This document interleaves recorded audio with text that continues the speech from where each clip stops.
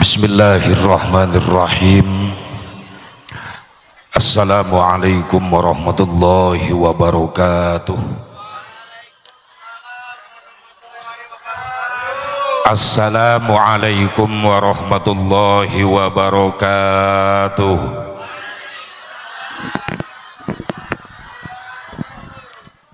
Wajib menjawab salam. Saya doakan dengan keselamatan, tapi kalian gak jawab, licik. Doain supaya selamat, malah ngobrol baik. Ini resikonya ngadepin perempuan begini. Bu, hei, berarti ini salon gak jelas nih ke sana.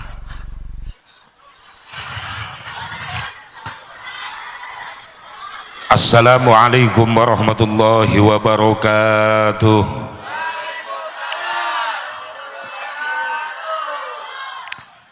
Bismillahirrahmanirrahim. Alhamdulillahilladzi asra abdahu liyuriyahu min ayatihil kubra. Wassalatu wassalamu ala sayyidina Muhammadinil Mustafa wa ala alihi wa sahbihi ahli sidqi wal wafa. Amma ba'du, faqad qala Allah ta'ala fi kitabihil karim. A'udzu billahi minasy syaithanir rajim. Bismillahirrahmanirrahim. Afatumarunahu ala ma yara walaqad ra'ahu nazlatan ukhra inda sidratil muntaha. Wa qala an-nabiy sallallahu alaihi wasallam,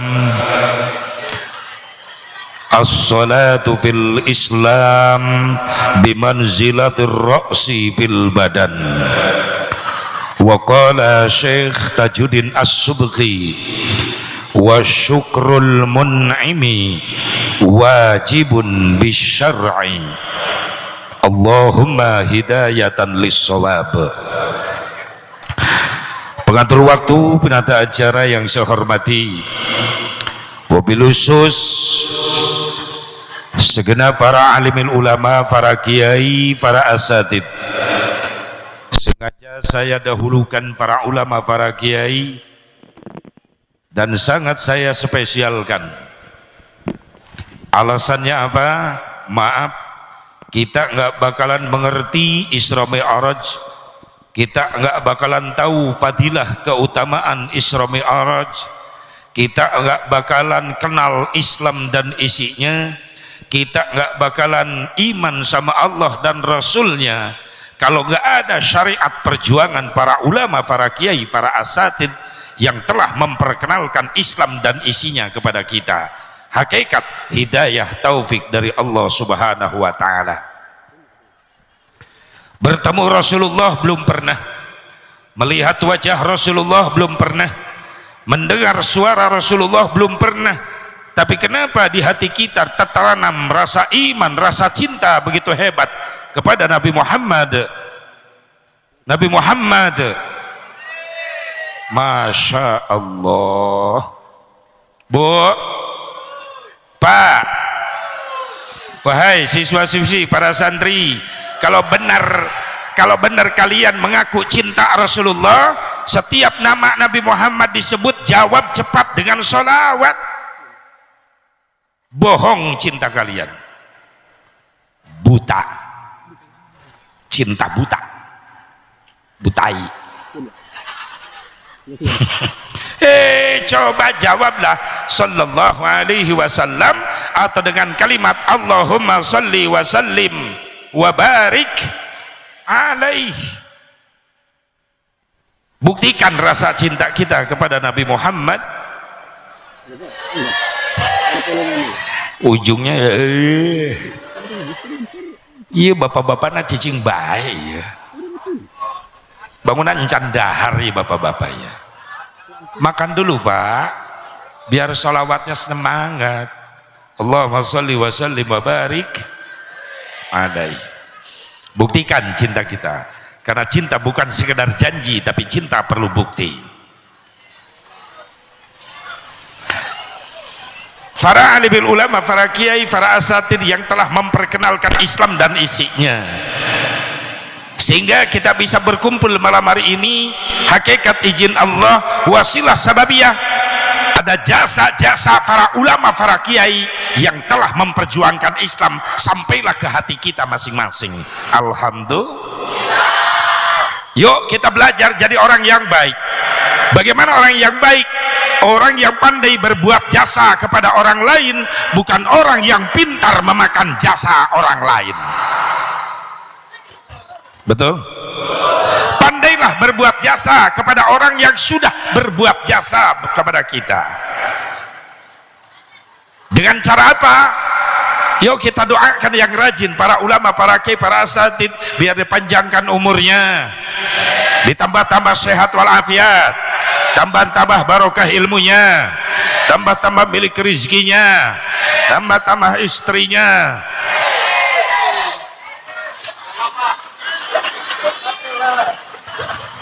Hebat orang sini. No, itu ibu-ibu di belakang udah mangap mau amin nggak jadi. Kenapa, Bu? Dari A tinggal min. Bapak-bapak setuju? Alhamdulillah. Ibu-ibu setuju? Pasti. Biar doa yang terakhir jangan dulu. Daripada saya turun ceramah dicekek nini. Yang penting kita doakan para ulama, para kiai, para asatid panjang umur, sehat walafiat, berkah ilmunya, berkah rezekinya, dikasih turunan yang soleh dan solehah, yang mampu melanjutkan perjuangannya. Amin ya Allah ya Rabbal alamin. Wabil khusus aparatur pemerintah setempat, baik sipil, TNI, Polri, mudah-mudahan kita doakan para pemimpin kita menjadi pemimpin yang amanah. Khusus segenap para panitia penyelenggara peringatan Isra Mi'raj Nabi Muhammad sallallahu alaihi wasallam, keluarga besar masyarakat kampung Kebon Jauh, keluarga besar jamaah DKM Masjid Jami Al-Maghfirah. Alhamdulillah, dengan izin Allah, kudrah iradah Allah, wasilah sababiyah, ada perjuangan dan pengorbanan warga masyarakat juga para panitia, sehingga acara ini bisa terlaksana. Mudah-mudahan segala pengorbanan kita dijadikan tabungan amal soleh, rezekinya, ekonominya, usahanya, bisnisnya. Khusus kita yang hadir pada malam hari ini, mudah-mudahan semakin diberkahkan oleh Allah buat bekal ibadah. Anak-anak turunan kita dijadikan turunan yang soleh dan solehah. Kita doakan yang mensantren anak-anak kita dihasilkan ilmu agama yang bermanfaat. Insya Allah banyak lahir ulama-ulama yang soleh. Amin ya Allah ya Rabbal alamin. Hadirin hadirat rahimakumullah, hadani Allah wa iyyakum ajmain. Marilah kita bersama-sama memanjatkan puji syukur kehadirat Allah subhanahu wa ta'ala. Salawat beserta salam semoga tetap Allah curahkan selama-lamanya ke haribaan junjunan kita Nabi besar Muhammad sallallahu alaihi wa alihi wasallam, kepada keluarga, para sahabat, para tabi'in, atba'ut tabi'in, para ulama-ulama salihin, juga para pengikutnya. Khusus kita yang hadir pada malam hari ini, mudah-mudahan kita mendapatkan syafaatul uzma'nya Nabi Muhammad sallallahu alaihi wa alihi wasallam. Maaf, tadi waktu saya datang bukan saya nggak mau salaman, maaf Pak. Tapi di sono tadi ada yang nyubit langsung berdarah tangan saya, sampai berdarah. Tadi di sono, kenapa kakak? Nggak tahu, ya. Yang penting tajam itu, sampai berdarah. Makanya bengkak. Tadi di sono waktu masuk salaman, masya Allah, ini apa nih? Waktu kesini saya nggak mau salaman, masih terasa nyeri, sakit, sampai kepelitak tangan saya. Mudah-mudahan ini jadi perjuangan, amin. Takut nanti ada yang suudon, saya mubarok nggak mau salaman. Bukan, ini sakit tadi terasa. Mungkin ada yang semangat salaman sampai potong. Biasa aja salamannya ya. Saya lagi sakit. Mudah-mudahan jadi saksi. Ya saksi mengagungkan Nabi Muhammad. Baru segini aja orang Palestina nyawa dikorbankan, betul gak? Ya iyalah, orang gajah nyawa aja ditaruhkan. Untuk apa? Untuk apa? Untuk apa? Ya untuk tanah suci umat Islam yang ketiga, Baitul Muqaddas. Makanya kalau ada yang nanya, kok umat Islam Indonesia membela Palestina mati-matian? Wajarlah. Kenapa? Alasan pertama, karena Baitul Muqaddas tanah suci umat Islam ketiga. Setelah Baitullah Haram, Mekah, Madinah, Makkah Al-Mukarramah, tanah suci umat Islam yang ke satu itu. Yang kedua Madinah Al-Munawwarah, karena ada maqam Rasulullah SAW. Yang ketiga Baitul Muqaddas, Yerusalem, Palestina. Kenapa dijadikan tanah suci umat Islam yang ketiga? Sebab Baitul Muqaddas dijadikan star Rasulullah ketika Mi'raj, mau bertemu dengan Allah dalam perjalanan Isra Mi'raj Nabi Muhammad.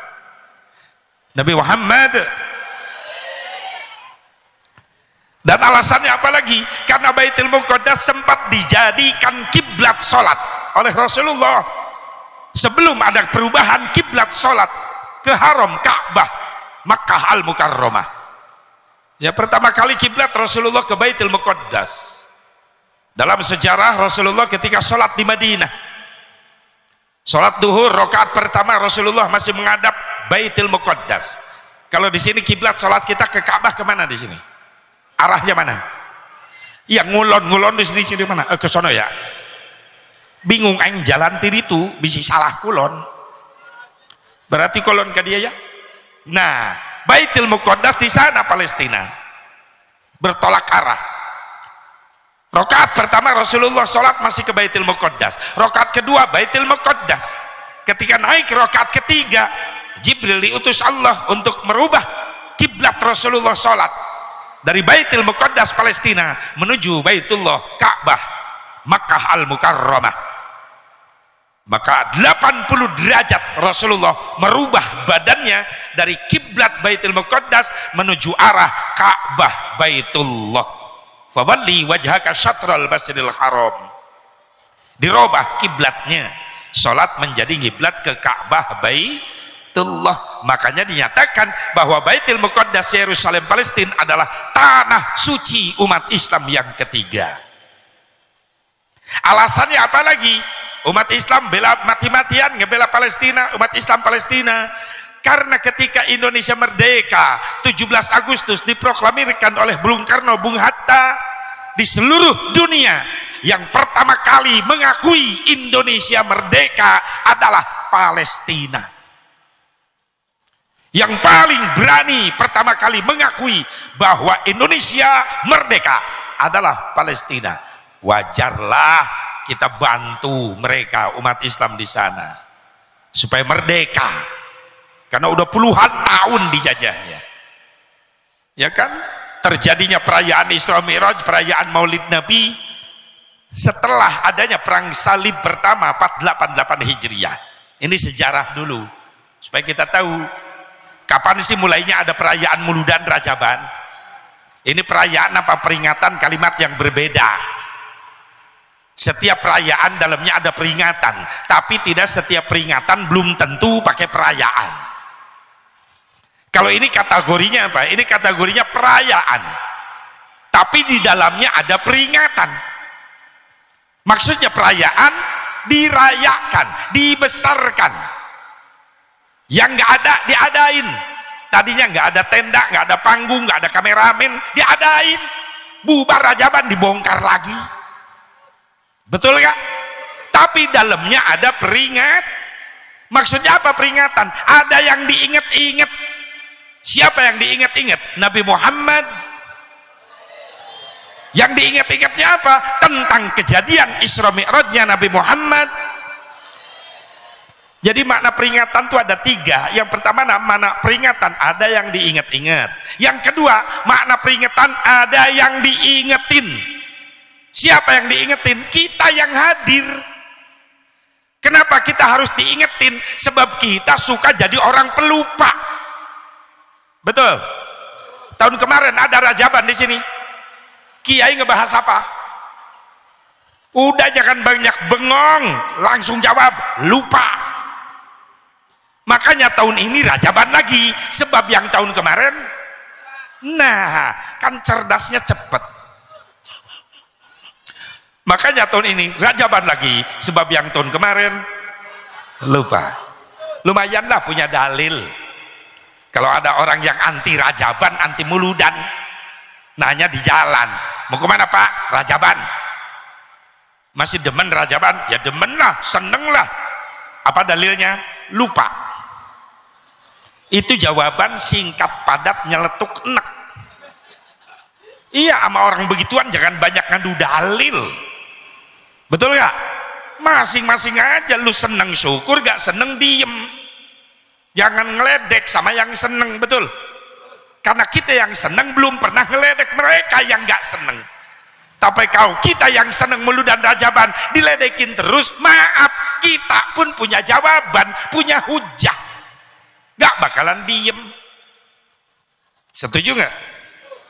Silakan Anda beda pendapat, tapi tolong mampu saling menghargai perbedaan. Insya Allah. Yang ketiga, makna peringatan apa? Ada yang masih punya ingatan. Siapa? Para panitia. Para panitia yang ngadain ini acara, tandanya para panitia masih punya ingatan. Ingat sama Nabi, betul? Berarti yang kagak seneng Rajaban Muludan itu tandanya orang nggak punya duit, nggak punya ingatan, nggak punya. Nah itu aja udah, jangan terlalu nggak punya biaya. Kok pakai duit, maaf, ini sound system ya, tenda panggung bukan milik panitia, bukan. Betul nggak? Yang punya siapa? Ya tukang son lah. Nggak tahu lunas apa belum nih? Son, lunas belum? Belum? Udah lunas? Berarti aing nu diutang ya. Tinggal saya yang belum lunas. Ya Allah. Maaf Pak Bu. Masih punya ingatan. Ingat sama jasa-jasa Nabi Muhammad. Ingat sama perjuangan Nabi Muhammad. Syariat kalau nggak ada perjuangan Rasulullah, Islam nggak bakal sampai ke kampung kita, betul nggak? Ya hitung-hitung balas jasa lah kita, supaya tambah kuat keimanan, kecintaan kita kepada Nabi Muhammad Sallallahu Alaihi Wasallam. Ada sejarah, maaf, katanya perayaan Isra Mi'raj itu, Maulid Nabi itu perayaannya bid'ah. Kalau kita telusuri sejarah, betul, perayaan Maulid, perayaan Isra Mi'raj belum ada di zaman Rasulullah. Berarti kejadian yang belum ada di zaman Rasulullah, adanya baru, itu disebut bid'ah. Sejarahnya gimana? Maaf, perayaan dan peringatan beda. Kalau perayaan dalamnya ada peringatan, kalau peringatan tanpa perayaan jadi. Contohnya, imam habis sholat isya ngajak sama jemaah, sama makmum, jemaah, beres wiridan, beres doa, tolong jangan dulu pulang ke rumah, temenin saya 15 menit di masjid. Ada apa Kiai? Saya mau bacakan sejarah Isra Mi'raj Nabi, niat mengagungkan Isra Mi'raj Nabi, beres, tutup, doa, bubar masing-masing. Jadi nilai peringatan. Gak perlu repot bawa tenda ke masjid. Itu sekedar peringat, membacakan sejarah kelahiran Nabi, membacakan sejarah Isra Mi'raj Nabi, niat mengagungkan Nabi, sudah jadi nilai peringatan. Sementara peringatan bukan bid'ah, sudah ada dari Rasulnya. Rasul sering menceritakan kejadian lahirnya, Rasul menceritakan kejadian Isra Mi'rajnya di depan para sahabat, dan itu adalah merupakan satu peringatan. Sampai Abu Bakar Siddiq nangis, Sayyidatuna Fatimah Az-Zahra nangis ketika Rasulullah pulang Isra Mi'raj menceritakan pengalaman Isra Mi'rajnya, nangis. Itu adalah peringatan, cuma tidak dirayakan, nggak pakai panggung, tenda, sound system, nggak ada. Logika sejarah aja. Rasulullah mau nyewa salon kemana? Belum ada tenda. Dalam sejarah, selama hidup Rasulullah SAW sampai wafat Rasulullah tahun 633 Masehi, belum pernah ada perayaan Muludan Rajaban besar-besaran. Wafat Rasulullah SAW, naik khalifah pertama Sayyidina Abu Bakar Siddiq radhiyallahu anhu. Abu Bakar Siddiq jadi khalifah 2 tahun 3 bulan 10 hari. Wafat pada tahun 13 Hijriyah. Selama hidupnya belum pernah ada perayaan Rajaban besar-besaran. Wafat Abu Bakar Siddiq, naik khalifah kedua Sayyidina Umar ibn al-Khattab radhiyallahu anhu, 10 tahun jadi khalifah. Selama hidupnya belum pernah ada Rajaban besar-besaran. Keburu wafat Sayyidina Umar bin Khattab pada tahun 23 Hijriyah. Dibunuh ketika sholat di masjid. Datang penyelundup kafir Palestina masuk ke masjid membawa pisau, ketika Umar bin Khattab ditusuk dari belakang. Wafatlah Umar bin Khattab. Naik khalifah ketiga Sayyidina Utsman bin Affan radhiyallahu anhu, 12 tahun jadi khalifah. Wafat pada tahun ke-35 Hijriyah. Selama hidupnya belum pernah mengadakan perayaan Isra Mi'raj Nabi Muhammad sallallahu alaihi wasallam. Wafat Utsman bin Affan. Kenapa? Terjadi pemberontakan. Pemberontakan gembong Yahudi Yaman yang dipimpin oleh Abdullah bin Sabah pada tahun ke-35 Hijriah. Dan Utsman bin Affan pun dibunuh secara tragis. Dipotong kedua kaki, kedua tangan, terakhir disembelih. Dan dimakamkan di Baqi Madinah Al-Munawwarah. Belum ada perayaan Rajaban. Wafat Utsman bin Affan, naik Ali bin Abi Thalib karramallahu wajhah. 5 tahun jadi khalifah. Selama hidupnya belum pernah ada perayaan Rajaban besar-besaran. Keburu wafat Sayyidina Ali, dibunuh oleh kaum Khawarij. Naik putranya Sayyidina Hasan jadi khalifah. Gak lama jadi khalifah, cuma 1 tahun jadi khalifah. Sebab terjadi perbedaan politik memanas, sehingga Sayyidina Hasan pun jadi korban, diracun oleh lawan-lawan politiknya.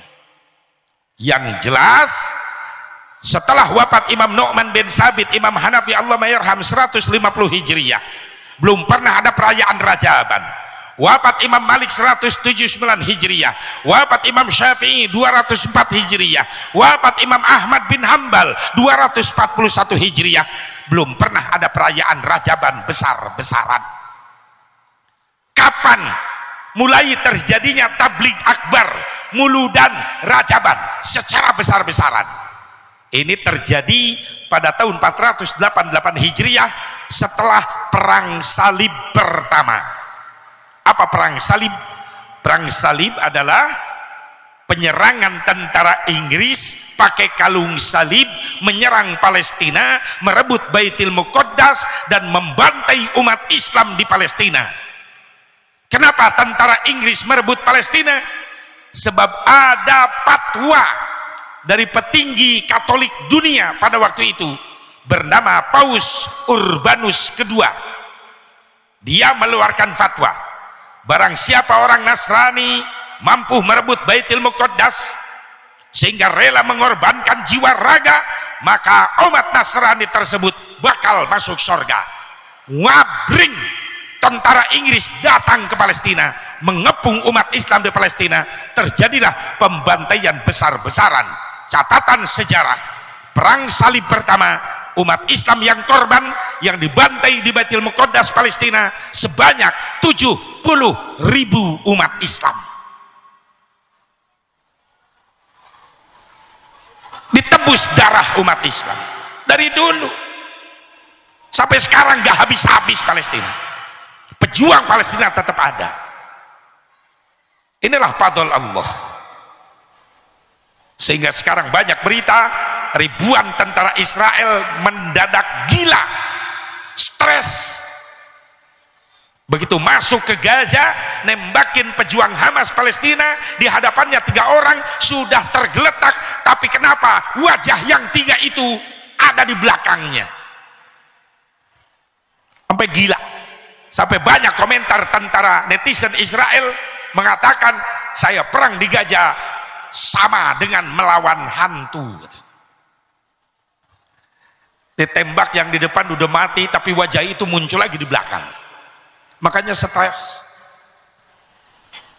Kalau kita cari berita yang penyeimbang, maaf Pak Bu, sekarang TV nasional kadang-kadang memperlihatkan kekalahan umat Islam terus. Padahal Yahudi, Zionis, Yahudi Israel udah ribuan yang modar di sana. Tapi itu tidak diungkap karena mereka malu kalah sama umat Islam.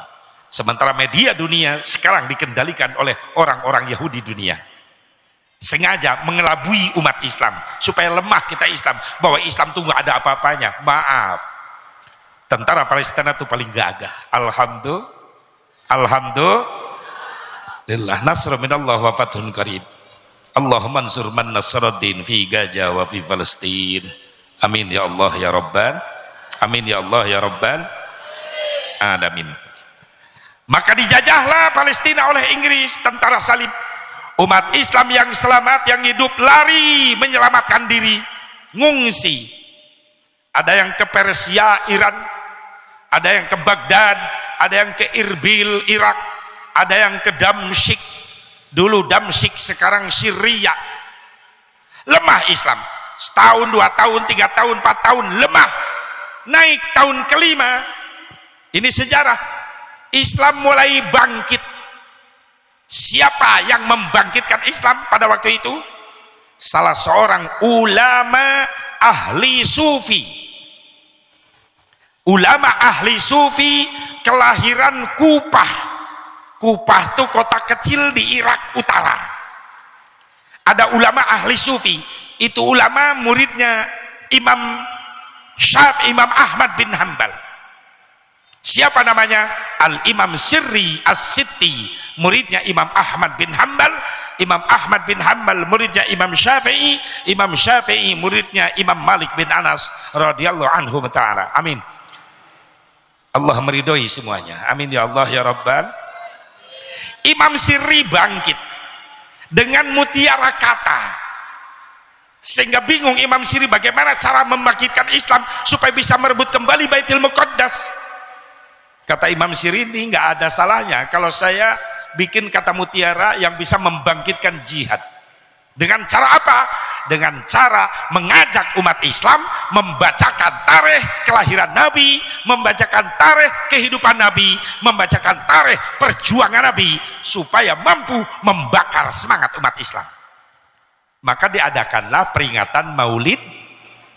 Man qasada maudhi'an yuqra'u fihi maulid Nabi sallallahu alaihi wasallam faqad utiya rawdatan min riyadil jannah li'annahu ma qasada dhalikal mawadi illa li mahabbatihi sallallahu alaihi wasallam. Barang siapa yang bermaksud membacakan maulid Nabi, membacakan sejarah kehidupan Nabi, membacakan Isra Mi'raj Nabi, sehingga rela mengorbankan harta, tenaga, pikiran untuk mulu dan untuk rajaban, maka orang-orang tersebut bakal dapat taman-taman surganya Allah. Muridnya nanya, ya Syekh, apa argumentasinya? Orang ngadain muludan rajaban dapat taman surga. Dijawab oleh Imam Sirri, argumentasinya li'annahu ma qasada dzalikal mawadi illa li mahabbatihi sallallahu alaihi wasallam. Gak mungkin umat Islam mau ngadain muludan rajaban sampai rela ngorbanin harta, tenaga, pikiran, kecuali tertanam di hati umat Islam rasa cinta kepada Nabi Muhammad. Sallu ala Nabi Muhammad, sallu ala Nabi Muhammad, sallu ala Nabi Muhammad, Allahumma salli wa sallim wa barik alaihi. Kalau nggak ada rasa cinta, panitia di sini nggak bakalan ngadain rajaban, betul? Ini kan gara-gara cinta sama Rasulullah, sampai rela setahun ke belakang datang ke rumah, nandain tanggal, pengen ngondang Asep Barok. Siapa tuh panitia itu? Siapa? Yang ke rumah itu siapa? Cece. Yang mana Cece itu? Cek, mana Cek? Dia ke rumah, sayanya tidur. Saya baru capek itu pulang dari daerah jauh, langsung tidur aja. Ustaz Cece ke rumah, SMS-an terus, takut Asyik Mubarok nggak datang. 3 hari ke belakang, ring, Baji, jangan lupa 3 hari lagi, ya. Cece, pagi-pagi, ring, Cece lagi. Baji, nanti sore mau berangkat jam berapa? Jam berapa aja bebas. Puyeng Ustaz Cece digituin. Saya lihat Sherlock lah, sejam setengah nyampe. Habis sholat maghrib nyiapin mobil, baru naik kaki sebelah, kering, Cece lagi. Haji, posisi di mana? Baru naik kaki sebelah. Masa kaki saya harus dipoto? Buat bukti. Alhamdulillah begitu nyampe seneng. Gatel deh Cece. Saking seneng. Kenapa? Asyik Mubarok nggak merasa keganggu. Wajar, nggak maklum, namanya panitia. Karena yang namanya rajaban buludan bukan hajat pribadi tapi hajat masyarakat. Betul nggak? Kalau sudah melibatkan masyarakat luas, biasanya cepat kena fitnah.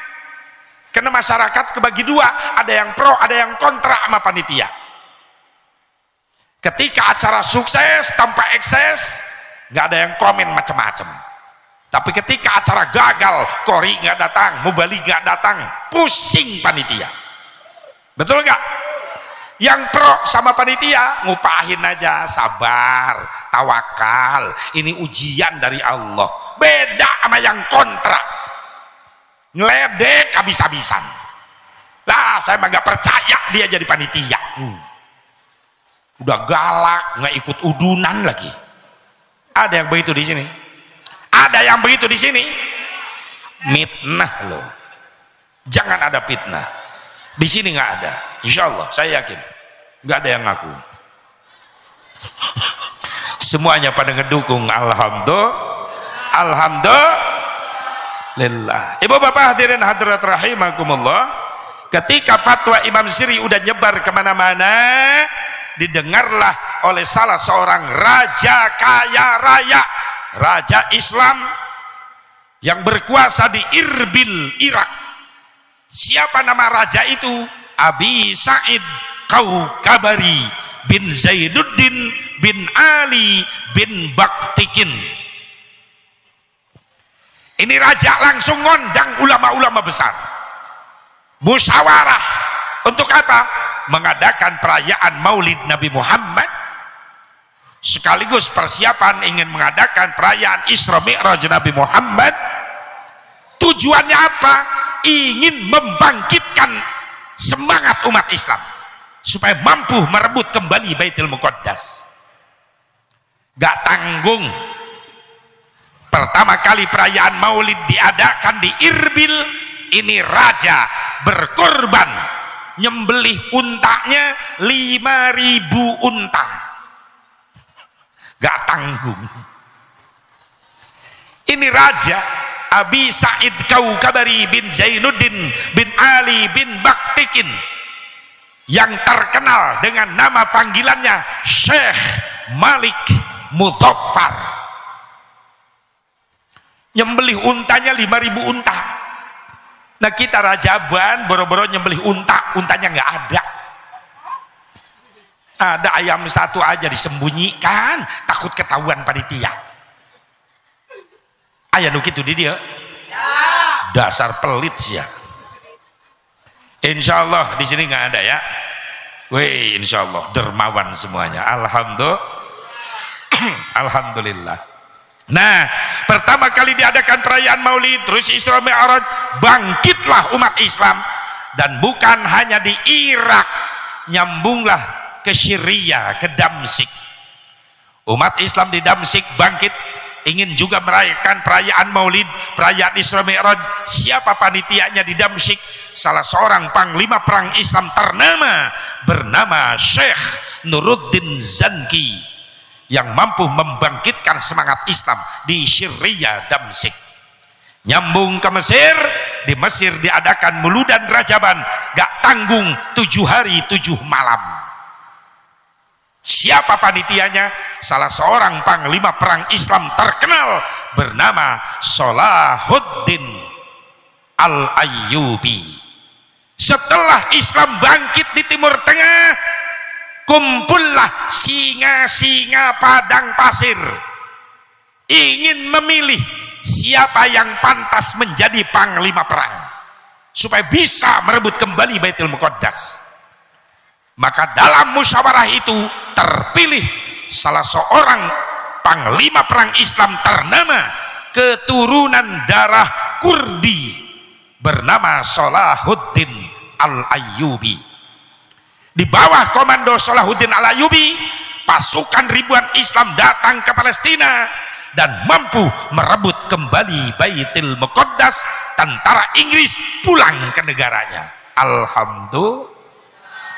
Makanya jangan aneh sekarang Inggris bela-belain Israel untuk merebut Palestina, sebab Inggris dulu pernah kalah di Palestina oleh umat Islam, yaitu oleh Salahuddin Al-Ayyubi.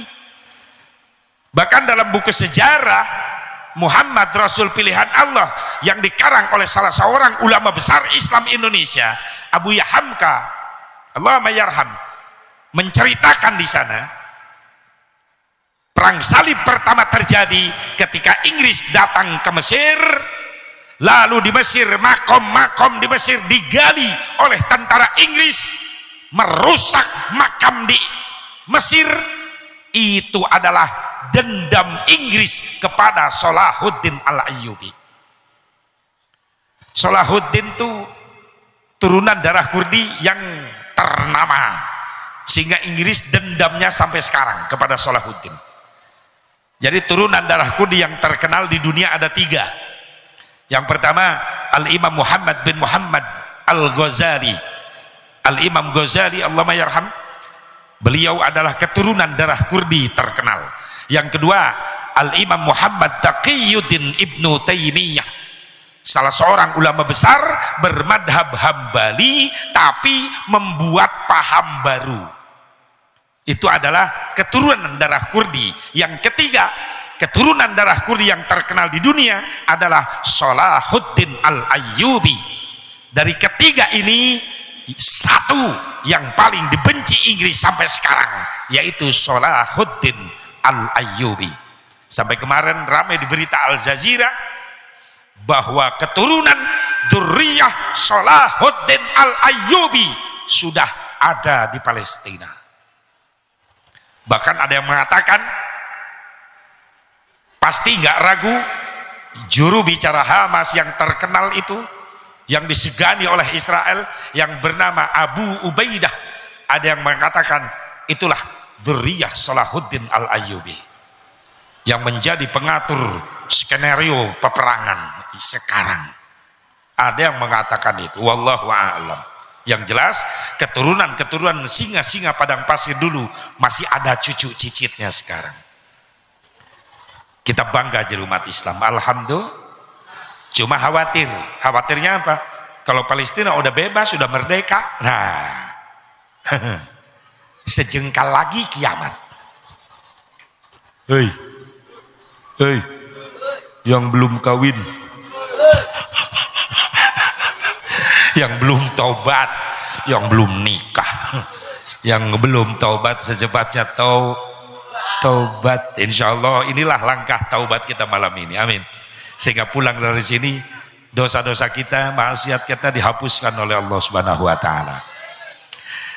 Nah, itulah adanya perayaan Isra Mi'raj, perayaan Maulid Nabi. Berarti nggak ada di zaman Rasulullah perayaannya itu? Belum pernah ada. Berarti bid'ah dong? Ya bid'ah. Cuma kategorinya perayaan Muludan Rajaban, kategorinya bid'ah mahmudah. Apa bid'ah mahmudah? Kullu ma uhditsa walam yukhallif kitaban aw sunnatan aw ijma'an fahuwa minal bid'atil mahmudah. Setiap perkara yang tidak ada dari Nabi tapi tidak bertentangan dengan Quran, tidak bertentangan dengan hadis, tidak bertentangan dengan ijma ulama, itu disebut bid'ah terpuji.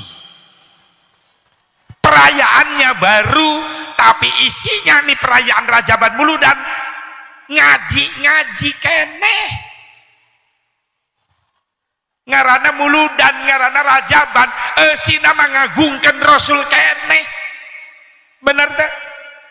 Kan beda tempat, beda ngaran.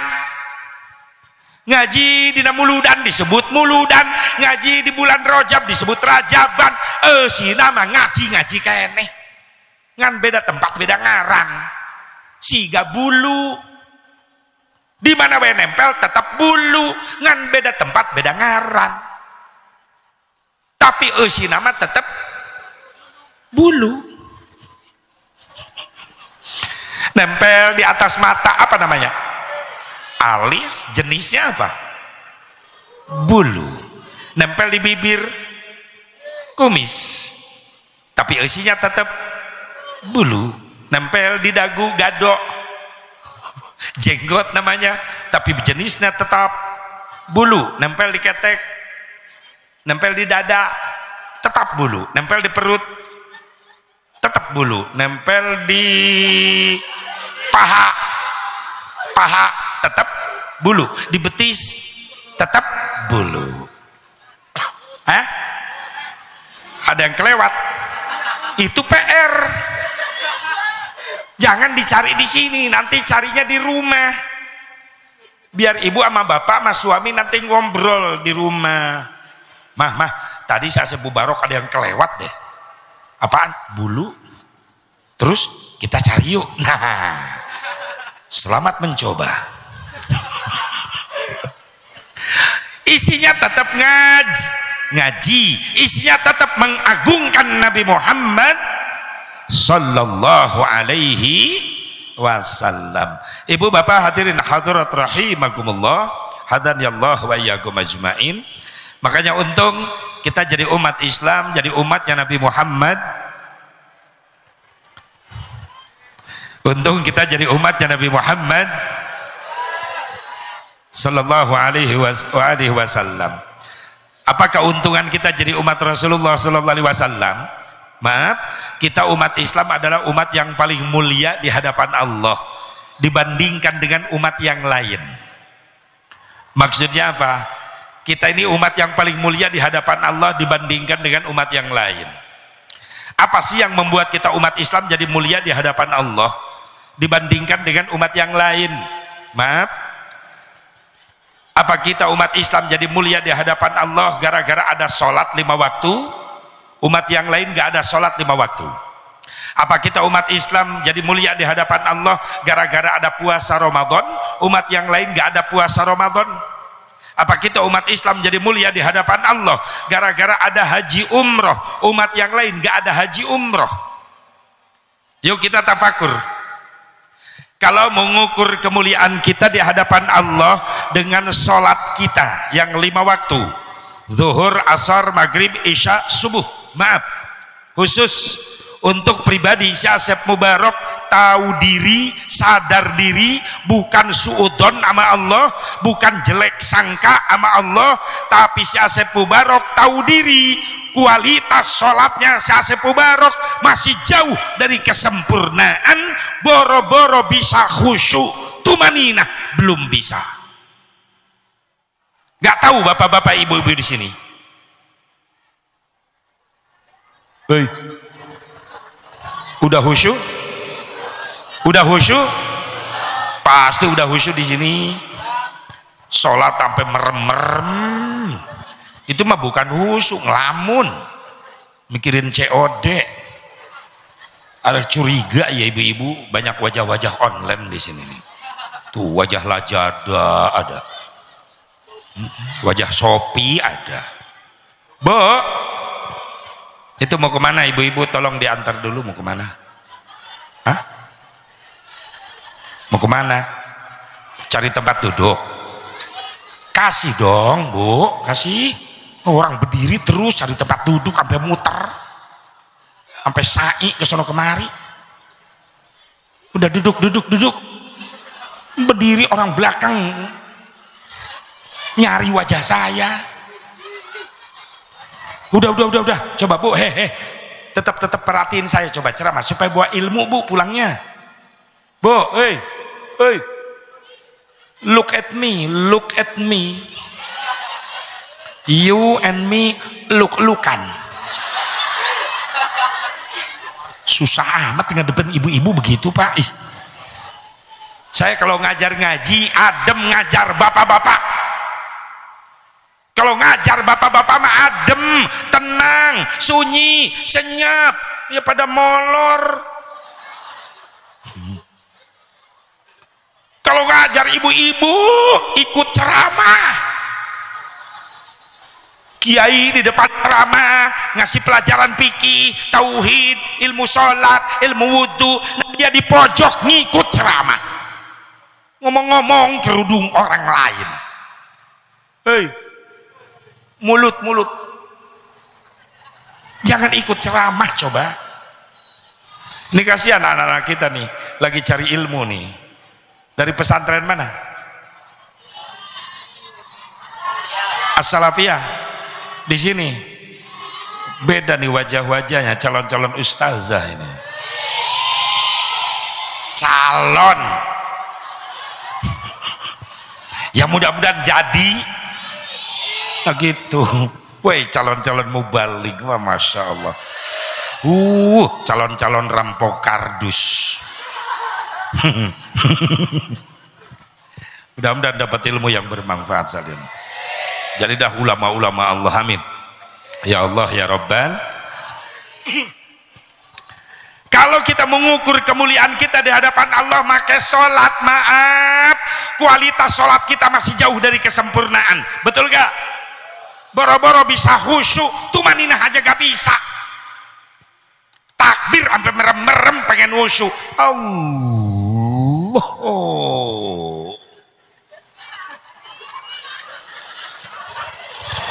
Hu Akbar. Jangan ngeledek. Kalau kita berjamaah di samping kita ada yang sholat gaya takbirnya seperti itu, jangan diledek. Kita husnudon, bagus sangka, berarti orang itu lagi merapihkan niat yang diucapkan lisan berbarengan dengan niat yang diucapkan dengan hati, karena tempatnya niat di hati.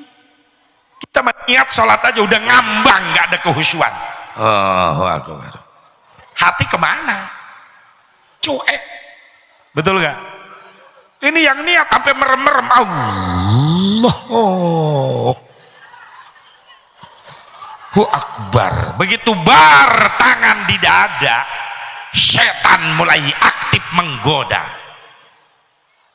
ingin menggagalkan sholat kita. Pantes Rasulullah ajarkan kepada sahabat-sahabat, ajarkan kepada tabi'in, atba'ut tabi'in, para ulama, sampailah ke kita. Sebelum niat usolli dibacakan, baca dulu doa, minta perlindungan dari godaan setan. Rabbi inni a'udzubika min hamajatis syayatin wa a'udzubika Rabbi.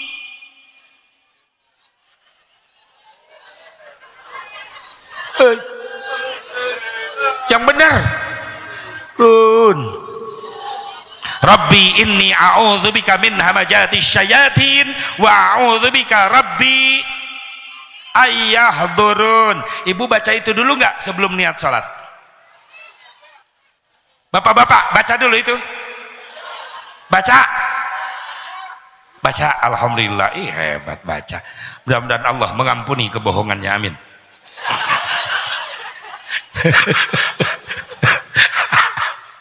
Baca doa itu. Begitu bar tangan di dada, setan menggoda mata. Ini biasanya bapak-bapak kalau berjamaah di masjid, matanya bukan fokus khusyuk lihat tempat sujud, matanya jelalatan baca samping yang di depan. Sarung orang dibaca di absen. BHSU mahal. Atlas juga bagus, Allahu Akbar, tapi katanya Atlas juga mahal sekarang. Wadimor sami Allah. Kalau malaikat tukang humor udah ditendang tuh yang sholat, belanjanya di mana tolol? Lu sholat ngabsen samping, sarung diabsen, mata diganggu, hidung diganggu. Rumah yang dekat masjid, maaf, ketika waktunya sholat jangan goreng ikan asin. Khawatir yang lagi sholat lohor lapar. Masya Allah, ikan tongkol, ikan peda digoreng, asapnya masuk ke masjid. Yang sholat lagi lapar langsung melilit. Aduh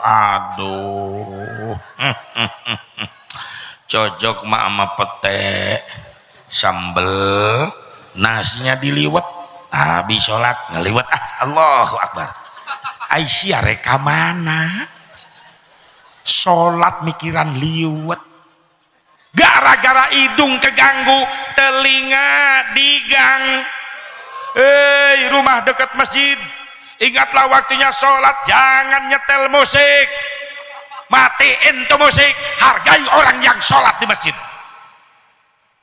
Beperihun siak ke masjid ente, atau sholat di masjid ulah diganggu. Takut ada yang sholat preman baru insaf, telinga belum istiqomah, musik sampai kenceng kedengaran ke masjid, preman goyang langsung.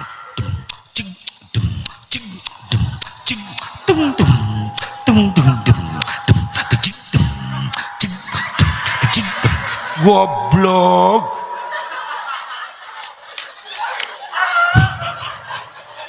Kacau benar. Belum di sana rumah, musik kedengeran ke masjid.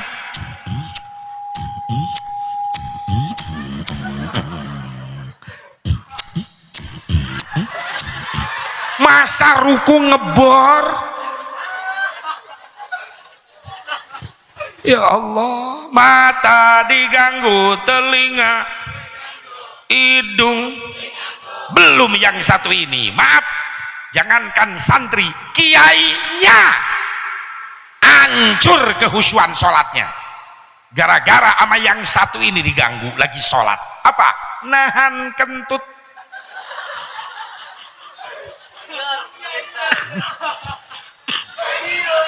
Pasti ayo pernah ngalaman ya. Ayo siakir sholat nahan hitut ayo. Pasti ayo ngalaman eta.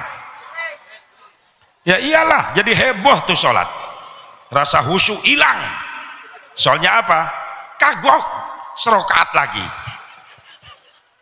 dibatalin. Sayang nggak dibatalin, udah nyedek ke gerbang. Antara ya dan tidak, ya tembakin, tidak tetap dalam pertahanan, tapi resikonya terjadi apa? Lihat, tolong saksikan dengan seksama bagaimana reaksi orang sholat nahan kentut.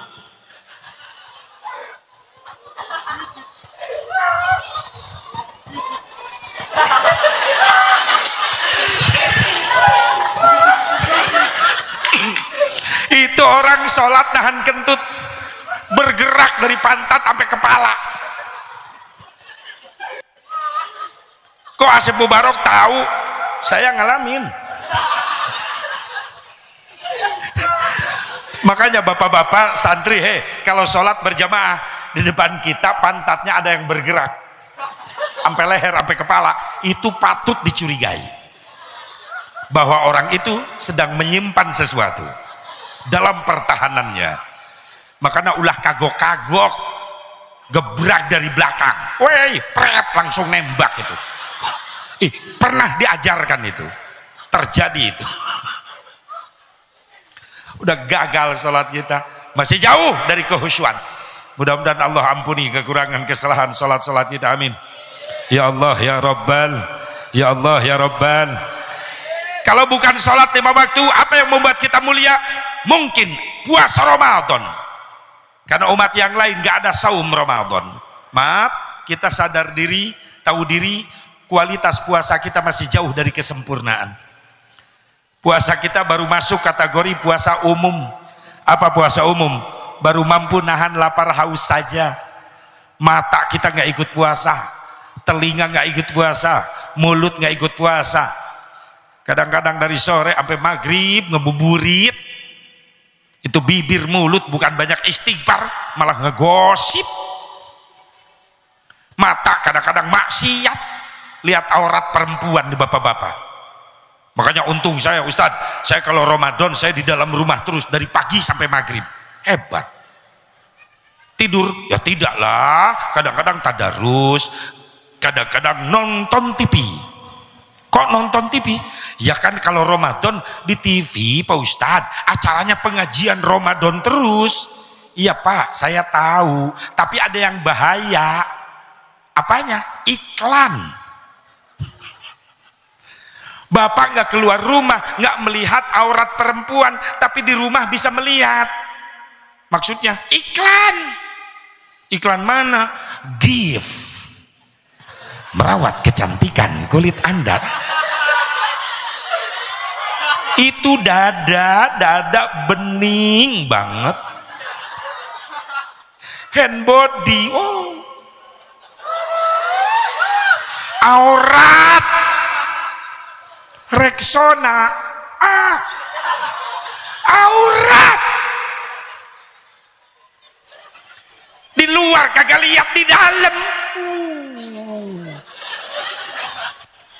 Tapi memang sih ada penelitian, iklan-iklan itu nyambung. Rexona buat ketek, keteknya diliatin. Hand body buat paha, pahanya diliatin. Sabun gigi buat dada, dadanya diliatin. Nyambung. Cuma ada satu iklan yang kagak nyambung dari sampai sekarang. Iklan apa? Softtek. Sampai sekarang saya penasaran, buat apakah itu softtek? Kok nggak diliatin? Ya iyalah, kita dianggap PAUD, kita dianggap TK. Softtek loncat-loncat. Saya sampai mikir, oh berarti softtek buat wanita yang seneng loncat-loncat. Daripada banyak pertanyaan, simpel saja bahwa softtek untuk wanita yang loncatan. Ibu-ibu melototan, biasa ya tuh. Ya wajarlah saya bertanya karena saya belum pernah tahu. What is the meaning of softtek? Bu, jujur puasa kita masih jauh dari kesempurnaan, betul gak? Mudah-mudahan Allah terima yang baiknya Ramadan tahun kemarin, amin. Yang salah kekurangannya Allah ampunkan. 2 bulan kurang lebih kita masuk lagi gerbang Ramadan. Mudah-mudahan pada panjang umur, sehat walafiat, amin. 2 bulan kurang lebih kita masuk lagi gerbang Ramadan. Ramadan adalah bulan premium, bulannya makan dan minum. Dan Ramadan termasuk kategori bulan pertalit, perut terasa melilit. Meskipun premium, makan dan minum, pertalit, perut terasa melilit. Insya Allah di bulan Ramadan nanti kita tidak melupakan solar. Apa solar? Sholat tetap lancar. Kalau kita bisa lakukan, insya Allah di bulan Ramadan 2 bulan lagi, insya Allah kita mampu meningkatkan kualitasnya menjadi pertamax. Apa pertamax? Pertaubatan yang maksimal. Kalau kita kerjakan semua di bulan Ramadan nanti, insya Allah di akhir Ramadan nanti kita semuanya dapat bensin. Apa bensin?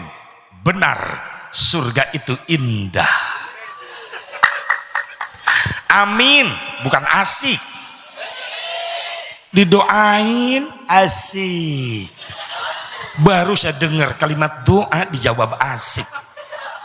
Mudah-mudahan kalian dapat taman surga yang indah. Lain asik, asik. Gak etis tau. Imam berdoa di depan, Rabbana atina fid dunya hasanah. Makmum di belakang, asik. Wa fil akhirati hasanah, asik. Yes, yes. Wa qina adzabannar, asik. Imam bangun langsung melek. Tolol. Ya imam mau berdoa, lagi berdoa pengen ketawa, makmum menjawab asik. Susah amat jawab amin, masya Allah. Ya kadang-kadang dikaitkan sama politik, agama diacak-acak. Silahkanlah beda politik, tapi tolong agama jangan diacak-acak. I'mal lidinika qabla firqatin. Silakan belaan agama, tapi jangan ngacak-ngacak agama. Betul gak? Dari dulu diajarkan amin, ya Allah, ya Rabbal. Saya nggak kampanye, saya nggak kenal kampanye dari dulu. Tapi hati saya tetap Ahlus Sunnah wal Jamaah, saya NU. Urusan politik silakanlah. Tapi piluan aing mah. Tara diberi duit aing. Ya Allah, tapi tolonglah jangan ngatur ngacak-ngacak agama, masya Allah, sampai tahiyat nggak mau ngangkat itu telunjuk. Asyhadu an la ilaha illallah. Goblok sih. Biasanya kan gini. Kalau ada yang begitu, biar kita batalkan sholat, cekeh kata jelema sia ajaran naon sia. Ahlus Sunnah wal Jamaah bohong. Lu bukan Ahlus Sunnah wal Jamaah, tapi lu Ahlus Sunnah, Ahlus Salah wal Gagabah. Biasa aja ajaran guru kita, jangan dihinakan. Betul nggak? Betul nggak? Urusan politik silahkan masing-masing, tapi tolong ukhuwah Islamiyah di atas segala-galanya. Jangan sampai kita beda kaos, beda pilihan sama tetangga deket nggak akur. Kalau ada kebutuhan ngedadak, bukan minta tolong sama orang Jakarta, tapi minta tolong sama tetangga yang dekat. Betul? Ketemu di jalan, yang di sono, ditengok keduanya udah nyungsep di sawah. Udahlah, kita mah yang deket-deket akur. Insyaallah satu desa kita kompak, tetap bersatu, mengedepankan ukhuwah Islamiyah. Kalau kita nggak bersatu nggak bakalan ada kekuatan. Betul nggak? La quwwata illa bil ittihad. Tidak akan ada kekuatan tanpa persatuan dan kesatuan. Mudah-mudahan jadi keberkahan buat kita semuanya, amin. Jangan sampai mudah umat Islam diacak-acak, dipecah belah oleh orang-orang luar yang udah punya niat pengen ngancurin Islam di Indonesia, karena jumlah umat Islam di dunia terbesar ada di Indonesia. Tapi kenapa nggak bisa jadi kekuatan?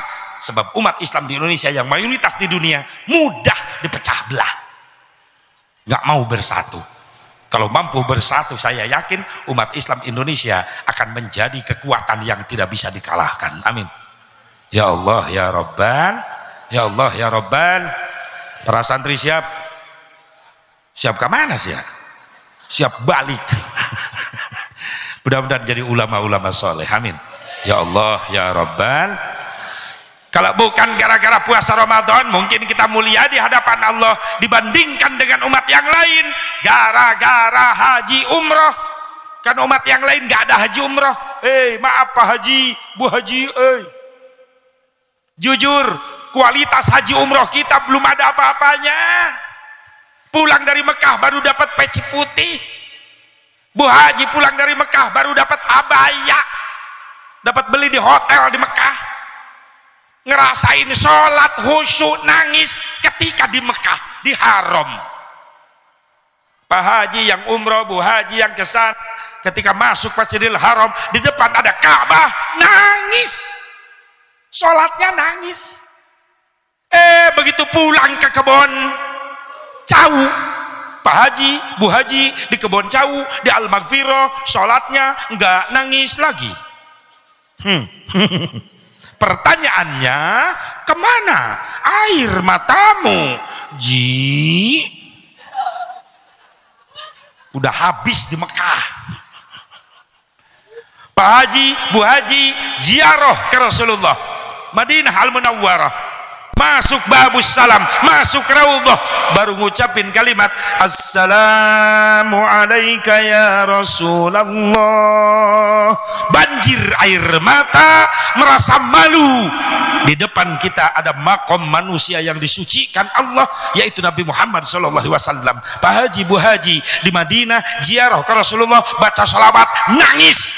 Tapi begitu pulang ke kebon Cau, Pak Haji, Bu Haji di kebon Cau sholawat, enggak nangis lagi.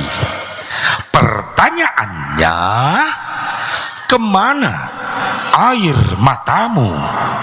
Ji, udah habis di Madinah. Betul gak Pak Haji? Betul gak?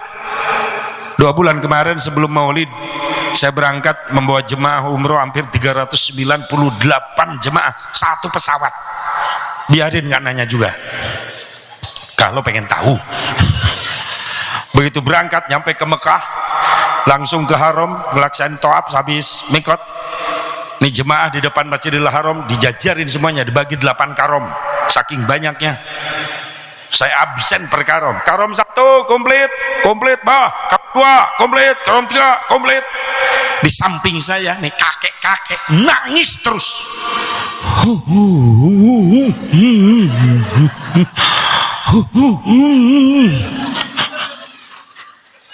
Kenapa si kakek nangis? Kakinya keinjek.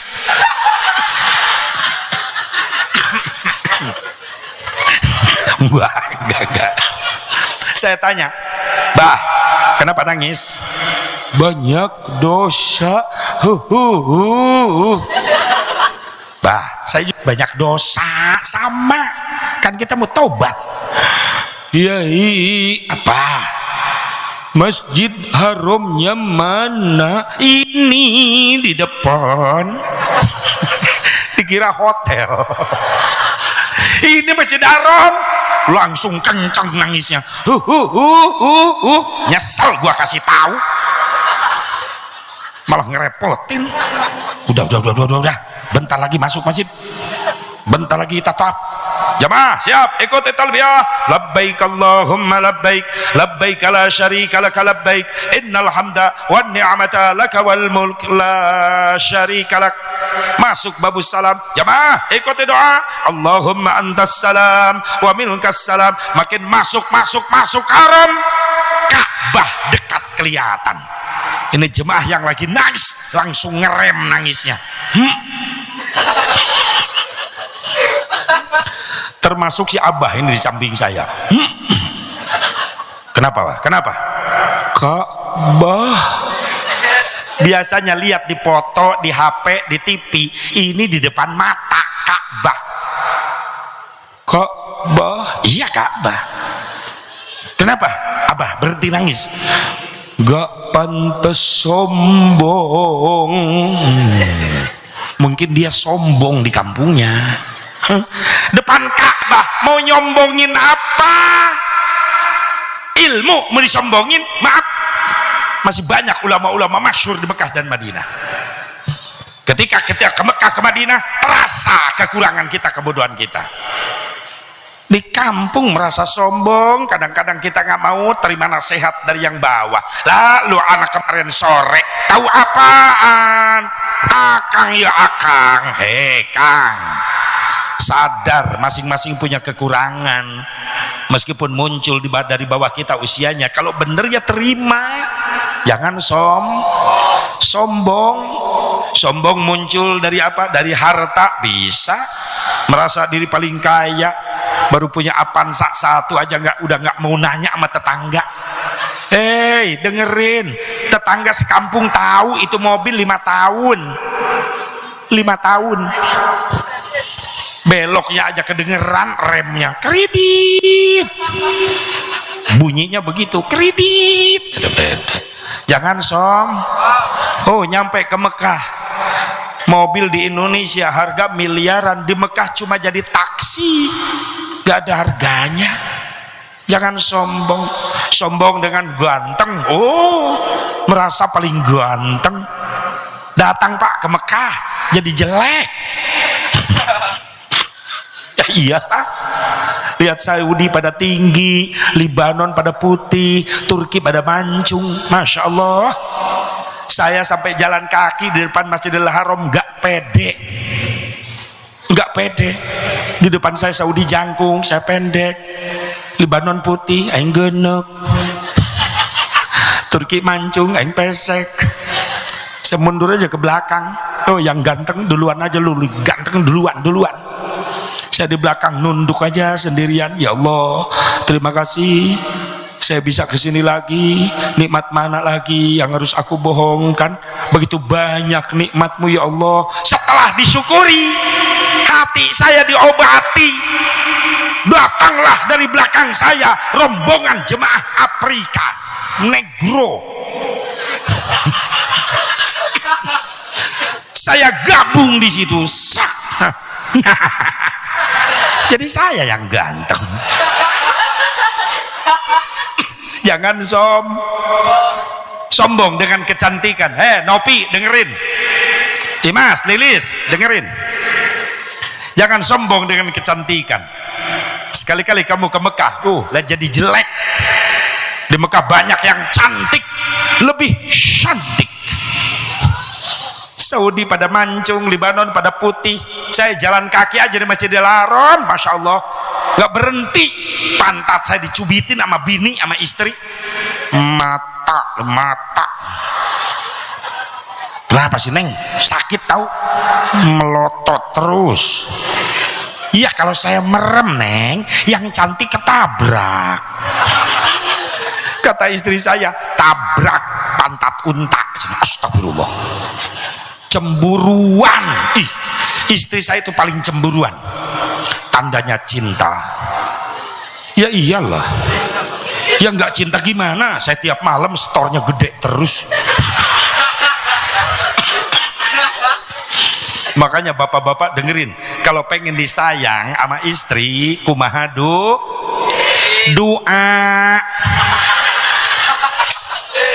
Kalau tangan begini doa, duit tuh begini.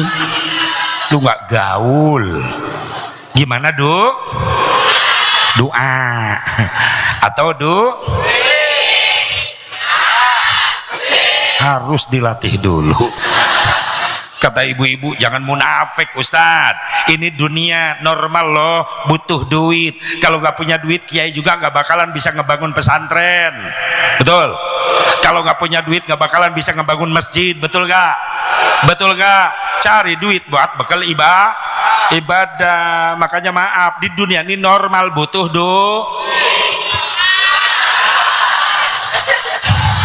dengan komplit. Doa butuh duit butuh. Nggak ada yang gratis. Ad-dunya bid-duit, wa ma fid duit sakit. Ad-dunya bid-duit gosit. Ad-dunya bil fulus, ma fi fulus mampus. Ad-dunya fi fulus lulus. Nggak ada yang gratis, nggak ada. Betul nggak? Berak aja di WC umum bayar berapa? 2.000. Masih 2.000? Berarti masih bener, cocok. Cikampek masih 2.000. Kita pertahankan. Jangan sampai ada kenaikan harga ngising. Tetap ngising 2.000. Kalau ada kenaikan harga ngising, saya demo ke Jakarta. Turunkan harga modal. Demo tuh viral tuh. Ibu-ibu di sini ikut demonya ya. Bawa baligo gambar tai najis. Pernah saya di terminal, nggak ada WC, ada terminal ada WC, saya masuk WC, nggak lama keluar, saya nggak bayar. Yang jaga WC teriak, Haji pelit. Astagfirullah. Saya kan kesinggung. Apaan Mas? Bayar Ji. Saya kan nggak tahu ada emas di situ. Berapa? 2.000 Ji. 5.000. Cepat kembalian. Nggak ada receh Ji. Aing ngising deh. Daripada lapor duit. mending masuk lagi WC ngadon ngelamun yang 2 menit 2.000-an deh. Begitu keluar nyisa 1.000, lumayan 1.000, nggak ada receh di karena hitut pret 1.000-an bebeakan aing didinya 5.000 pabulangan jeung hitut amit-amit. Makanya sama kiai sama ustad jangan mitnah. Banyak orang tua santri mitnah, ustadnya matre, kiainya matre, duit melulu.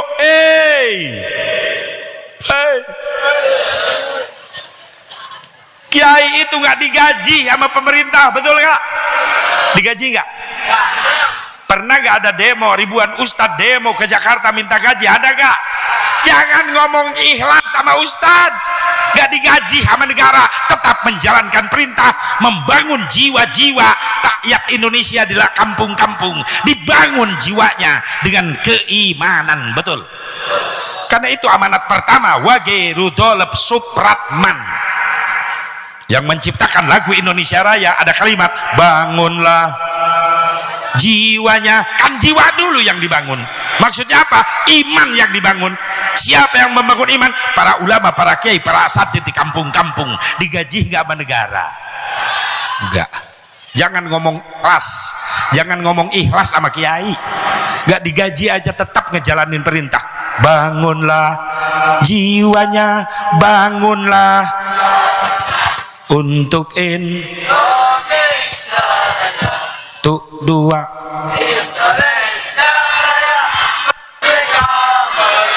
lambat siapa lambat dulu lengun gini-gini juga mantan jelikan dirijen jelikan kompan aing. Ya Allah, bangunlah jiwa, lalu bangunlah badan. Yang membangun jiwa siapa? Para ulama, para kiai, para asatidz di kampung-kampung. Jangan ngomong ikhlas. Ada ustadz suka minta sama santrinya per bulan infak jariah 50.000, wajar buat bayar listrik, karena listrik harus dibayar. Betul gak? Adil dong, seimbang dong. Para orang tua, urusan bayaran sekolah umum ratusan ribu jutaan berani bayar, tapi buat ilmu agama anaknya di pesantren gak berani bayar. Gak adil itu hidupnya.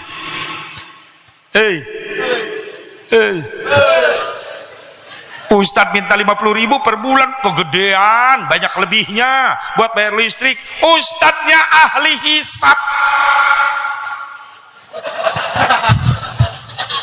sahibul asbaq, CS asbaq, ya sama dengan saya.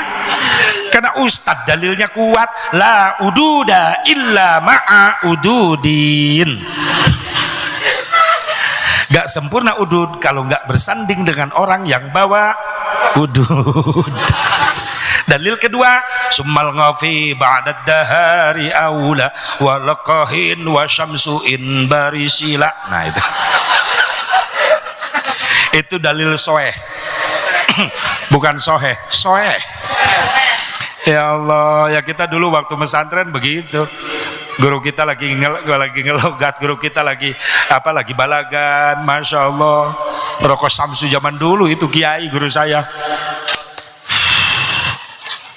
Itu santri semuanya di bawah, pasti nengoknya ke kolong meja.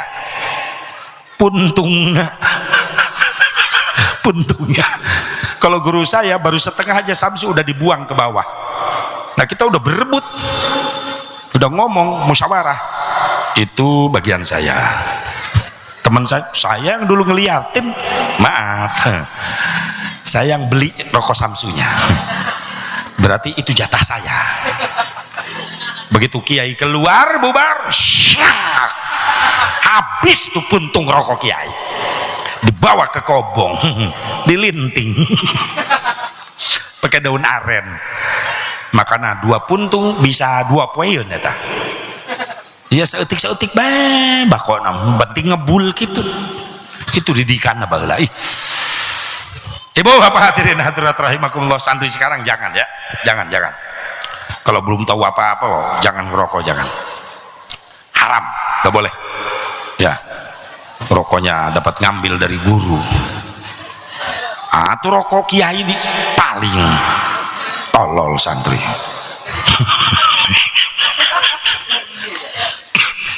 Kecuali rokok RT boleh diambil itu, RT Kobong. Ibu bapak hadirin hadirat rahimakumullah, hadani Allah wa iyyakum ajmain. Kalau bukan gara-gara sholat, bukan gara-gara puasa Ramadan, gara-gara haji umroh, lantas apa yang membuat kita mulia di hadapan Allah? Jawabannya cuma satu, yang membuat kita umat Islam mulia di hadapan Allah dibandingkan dengan umat yang lain, gara-gara ada cintanya Nabi Muhammad. Yang membuat kita umat Islam mulia di hadapan Allah gara-gara ada syafaahnya Nabi Muhammad. Allahumma shalli wa sallim wa barik alaihi. Umat yang lain gak ada syafaah, tapi kita umat Islam bakal dapat syafaah Rasulullah SAW. Syafaati yaumal qiyamati haqqun faman lam yu'min biha lam yakun min ahliha.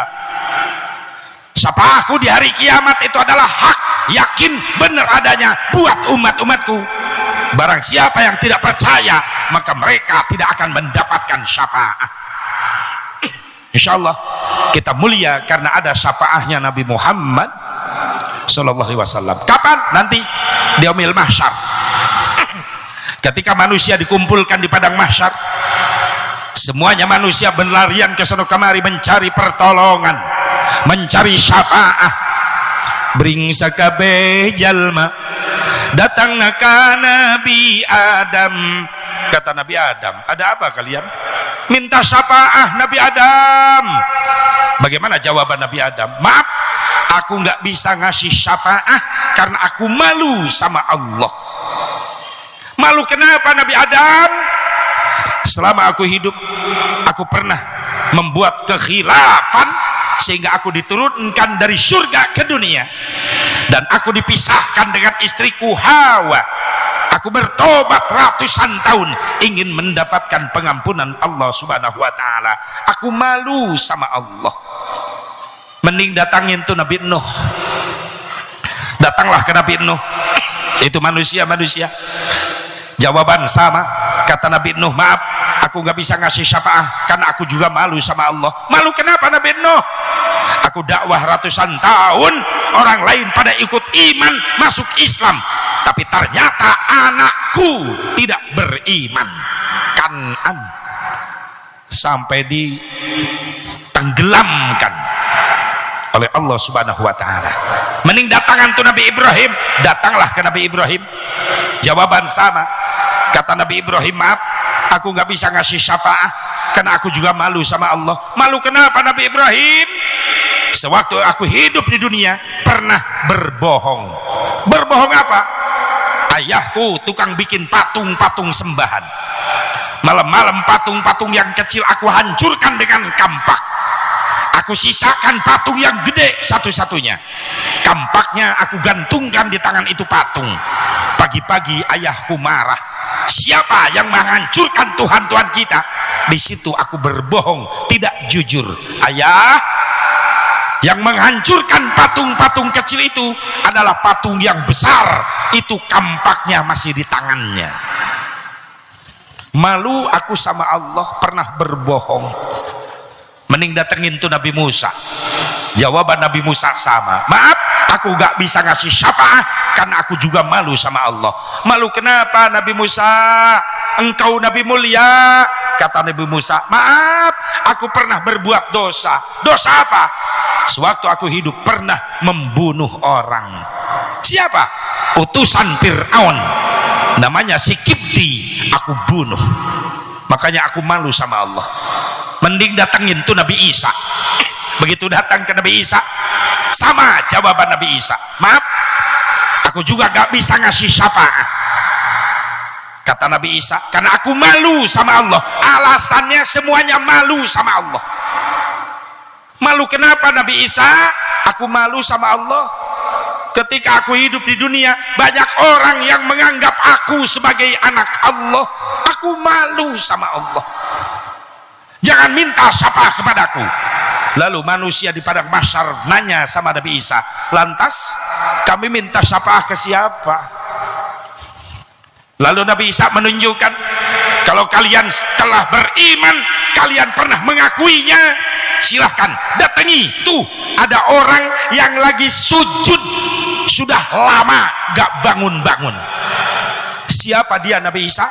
Dia adalah Nabi Allah, Rasul Allah yang disucikan oleh Allah. Selama hidupnya belum pernah berbohong, selalu jujur. Selama hidupnya belum pernah maksiat. Selama hidupnya gak pernah bikin dosa, karena dijaga oleh Allah kehidupannya. Siapa dia? Nabi Muhammad. Inilah kehebatan Rasulullah Sallallahu Alaihi Wasallam. Lalu Allah membangunkan Rasulullah, irfa ra'sak, bangunlah, angkat wajahmu. Rasul bangun mengangkat wajahnya, lalu izin pada Allah, ya Allah, ya Rabbi, izinkan aku memberikan pertolongan kepada umatku. Bagaimana kata Allah? Isfa, silakan kasih syafaat. Rasul berteriak sampai berdiri, ummati, ummati, ummati. Saya yakin wajah-wajah yang hadir pada malam hari ini, yang rela meninggalkan rumahnya masing-masing, nggak mikirin rasa capek, nggak mikirin rasa pegal duduk lama, nggak mikirin ngantuk. Saya yakin wajah-wajah yang hadir pada malam hari ini, yang dalam hatinya ada niat mengagungkan Rasulullah, nanti wajah-wajah ini ada di depan Rasulullah Sallallahu Alaihi Wasallam. Amin. Sallu ala Nabi Muhammad. Isfa lana ya Rasulullah. Kasih syafaat kami ya Rasulullah. Amin ya Allah ya Rabbal. Amin ya Allah ya Rabbal. Disitulah balasan cinta sejati kita. Kalau kita datang di sini karena cinta Rasulullah, balasannya nanti apa balasannya? Bisa memandang wajah terindah ciptaan Allah, yaitu wajah Nabi Muhammad, yang wajahnya penuh dengan cahaya, sehingga ungkapan Syekh Ja'far Al-Barjanji ada tukilan, wa muhayyal kasyamsi minka mudiun asfarat anhu lailatun garra. Itu kan ada riwayat Rasulullah bawa sahabat ke gunung, lalu ada gua. Masuklah Rasul dengan para sahabat ke gua pada malam hari. Nih sahabat pada kaget. Kaget kenapa? Di dalam gua kok terang bener. Sebagian keluar ngeliatin bulan belum nongol, matahari udah ngelelep, tapi di dalam gua kok ada cahaya. Abi Hurairah yang ikut kaget, ternyata itu cahaya yang menerangi dalam gua keluar dari wajah Nabi Muhammad. Bagaimana kata Abi Hurairah? Kasyamsi tajri fi wajhihi, bagaikan matahari yang sedang berjalan-jalan di wajahnya Nabi Muhammad Sallallahu Alaihi Wasallam. Pantas ada ungkapan, anta syamsun anta badrun anta nurun fauqa nuri anta iksiru wa ghari anta misbahu suduri ya Nabi salam alaika. Anta syamsun, kau bagaikan matahari, you are the sun. Anta badrun, kau bagaikan rembulan, you are the moon. Anta isru wa ghali, kau bagaikan kerikil-kerikil mutiara, you are the golden griffin. Aing sakitu-kitu nak bapak-bapak nungguan.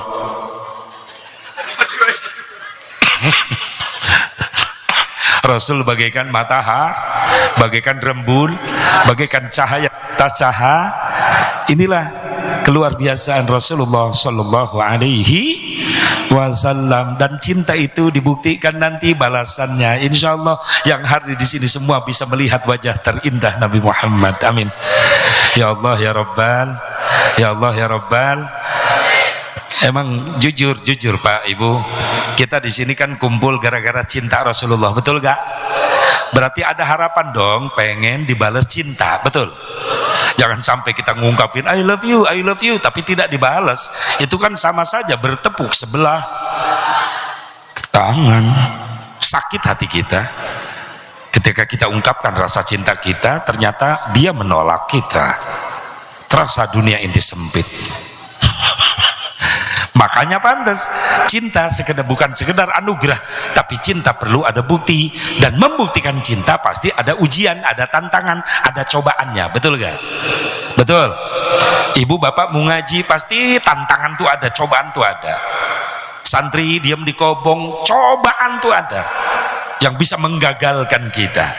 Tapi kalau kalian terus bisa melewatinya, insya Allah kalian akan mengerti sebuah arti kehidupan. Amin.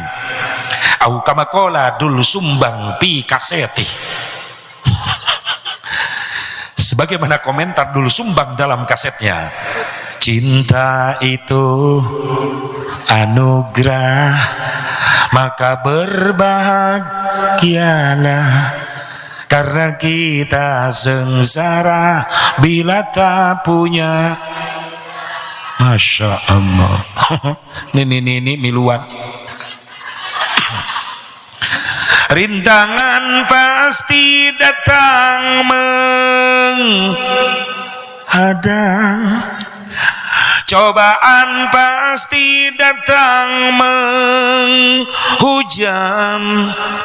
Namun yakinlah bahwa cinta itu kan membuatmu mengerti akan arti kehidupan.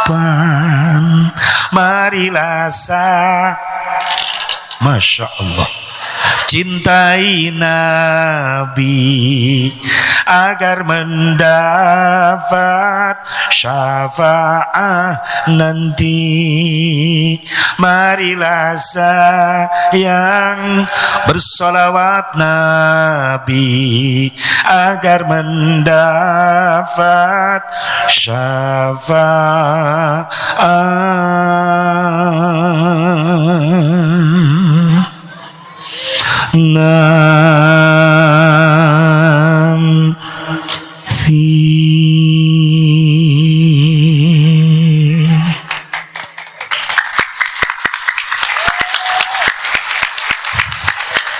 Terima kasih. Terima kasih. Terima saweran. Saminggu aing ngapalkeun eta. Mereka hancur kaset bolak-balik, Bu, mudah-mudahan cinta kita dibalas. Amin. Ya Allah, ya Rabbal. Kita yakin umat Islam ini mulia, betul. Kenapa? Karena ada syafaat Nabi Muhammad. Ada syafaat Nabi Muhammad. Cuma kita harus teliti. Sahabat pernah nanya, ya Rasulullah, siapa yang kau kasih syafaat umatmu di akhir zaman? Suatu ketika Rasulullah nangis di majelisnya, di belakangnya para sahabat diam, nggak bau ganggu nangis Rasulullah. Tapi ketika Rasulullah nangis, ada ucapan yang keluar dari bibir Rasulullah, Allahumma ummati ummati, Allahumma ummati ummati.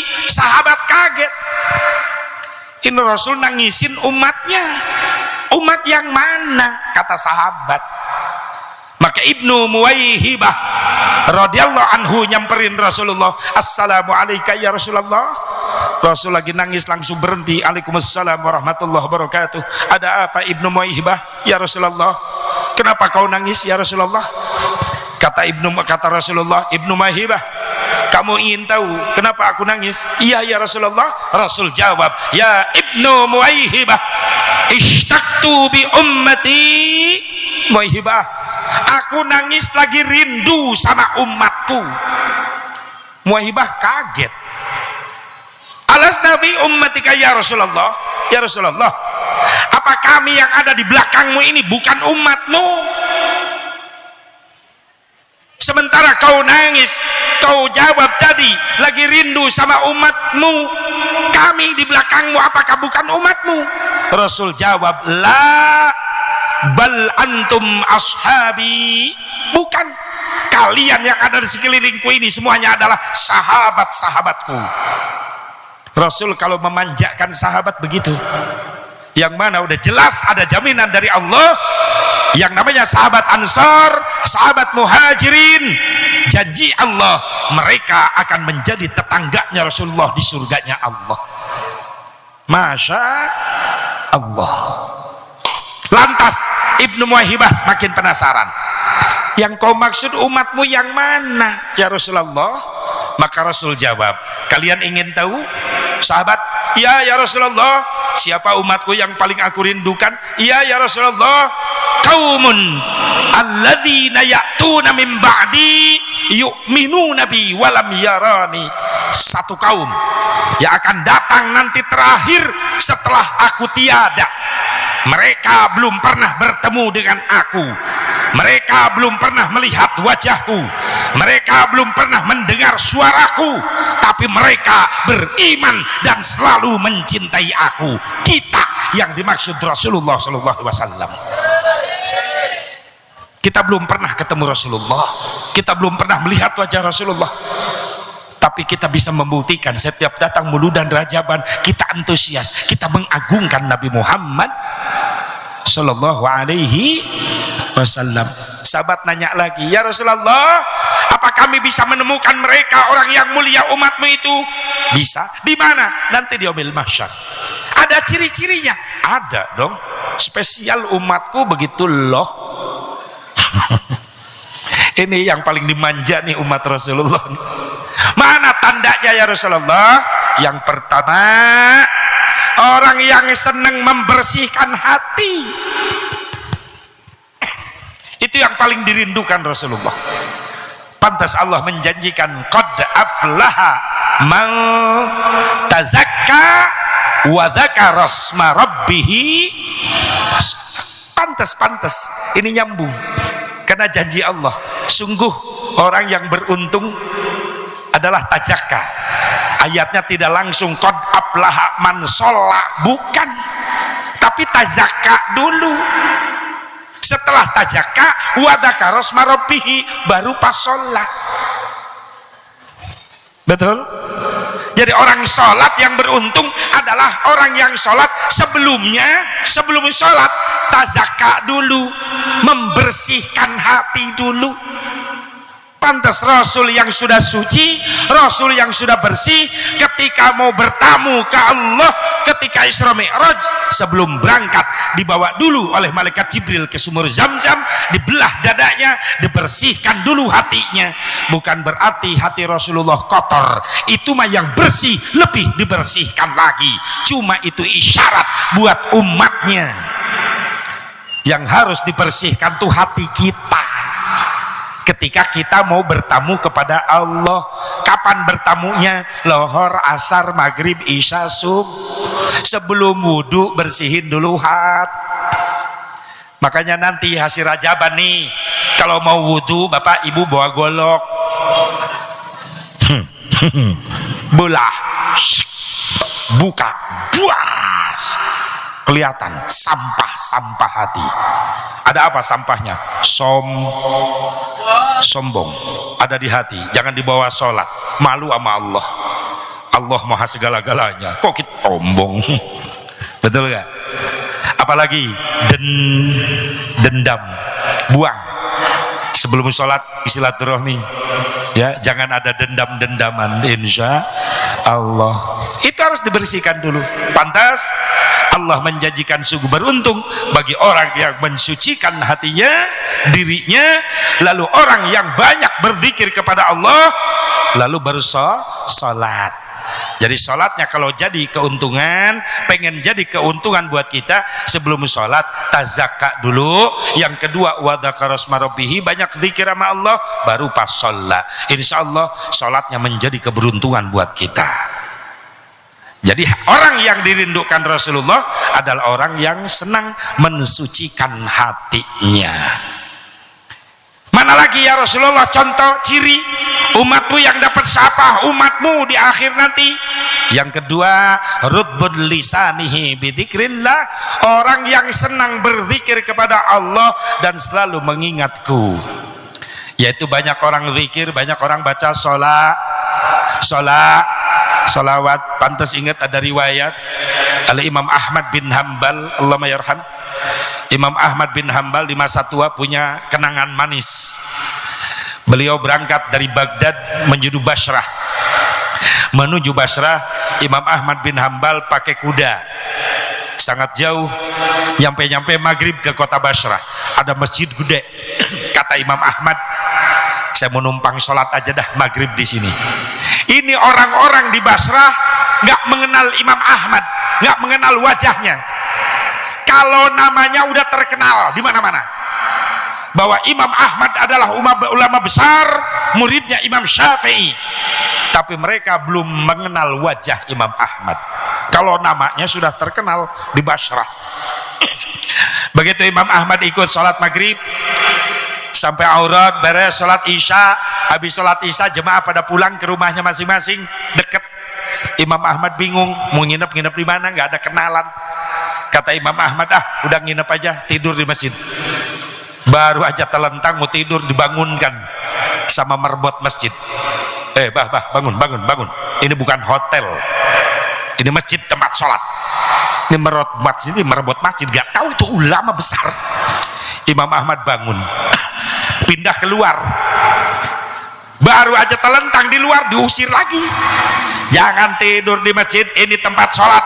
Bangun. Di depan masjid ada rumah. Yang punya rumah lagi buka pintu, nengok keluar, ngeliatin ada kakek-kakek diusir di masjid. Maka itu yang punya rumah manggil, "Bah, di rumah saya aja nginepnya di sini." Imam Ahmad seneng, langsung bangun, noyun kudanya dibawa ke rumah. Kata yang punya rumah, "Bah, tadi diusir ya di masjid?" "Iya, saya diusir." "Abah mau tidur di masjid kan tadi?" "Iya, itu tempat sholat, bah." Ini yang punya rumah juga belum kenal, ini adalah ulama Allah. Udah, bah, sekarang abah istirahat aja dulu di rumah saya. Abah mau tidur aja. Kebetulan ini rumah warisan dari orang tua saya.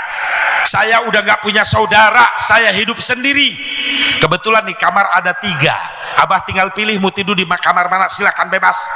Cuma mohon maaf ya, bah, ada apa, nak? Kalau nanti tidur abah nggak berasa nyaman. Kenapa?